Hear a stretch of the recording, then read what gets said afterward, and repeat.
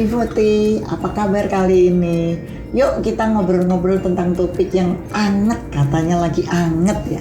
Saya bersama Dokter Rita, dokter yang mendalami di bidang nutrisi dan juga di bidang anti-aging, dan sahabat saya. Halo Rit.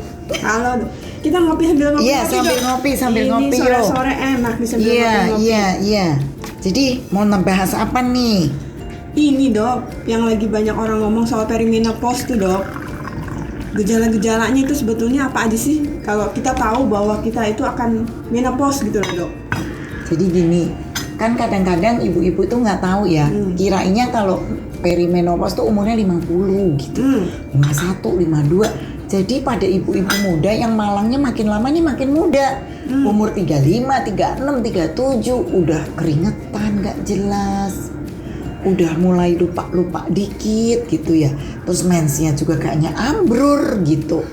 Nah ini yang mestinya kita bantu tuh Dokter Rita, yang usia-usia atau yang 40-an mungkin juga ya, karena mereka tidak pernah berpikir oh kemungkinan saya ini perimenopause gitu loh.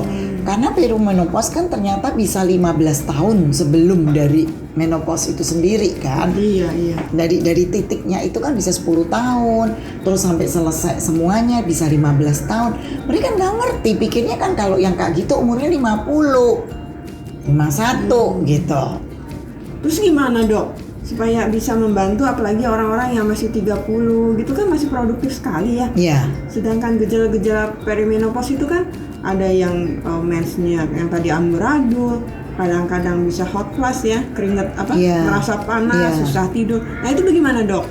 Jadi sebetulnya kita mesti jelasin ya bahwa hormon itu harus balance. Kan kita di anti-aging kan, salah satunya adalah hormon balancing. Nah mungkin mereka ini hormonnya kagak balance dan tidak mengetahui dari mudanya gitu kan. Itu yang mesti kita benahin dari awal. Jadi ya memang harus dicek hormon ya, mau nggak mau ya. Kita nggak mungkin hanya main tebak-tebakan gitu ya dengan kuesioner, itu kan nggak mungkin. Kita harus bener-bener cek. Dan kesadarannya itu dulu ya, supaya mereka bertanya gitu.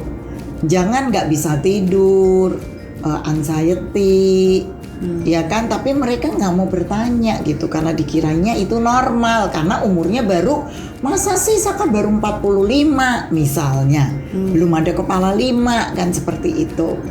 Apalagi yang masih merasa baru 40 tahun ya, 39 kan juga ada ya. Padahal itu dia masih, kalau secara energi masih kuat. Padahal kalau dicek itu LH-FSH-nya udah naik loh. Ya kadang-kadang kita bingung kenapa ya kok belakangan ini kok beberapa pasien yang masih muda mengalami gejala-gejala seperti itu. Gitu loh. Terus gini dok, kalau kita udah tahu nih, kita cek ya, ternyata memang dia ini perimenopause. Nah ada nggak tindakan yang bisa dilakukan supaya minimal bisa membuat dia tetap bisa aktivitas dengan baik?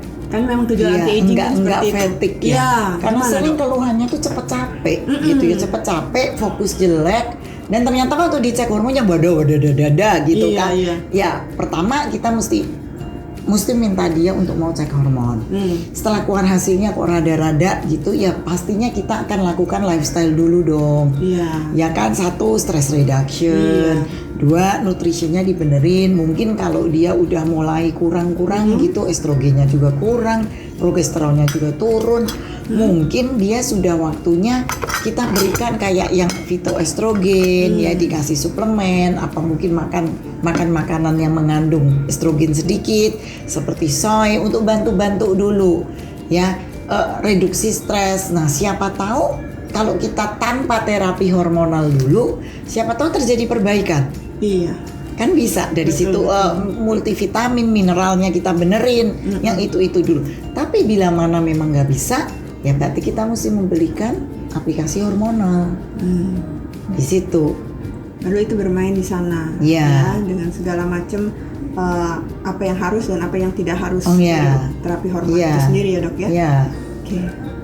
Jadi kira-kira seperti itulah, supaya jangan ini dipelihara dan menjadi berlarut-larut, dan makin lama dia makin nggak ngerti ujung pangkalnya gitu loh.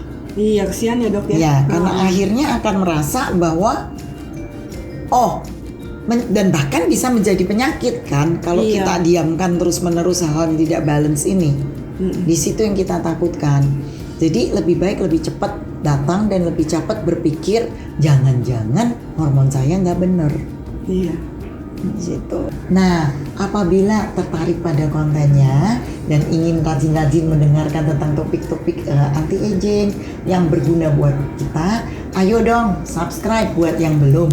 Buat yang sudah, terima kasih sudah subscribe. Silahkan share, like, ring the bell supaya tidak terlewat konten-konten berikutnya. Terima kasih, sampai jumpa lain waktu.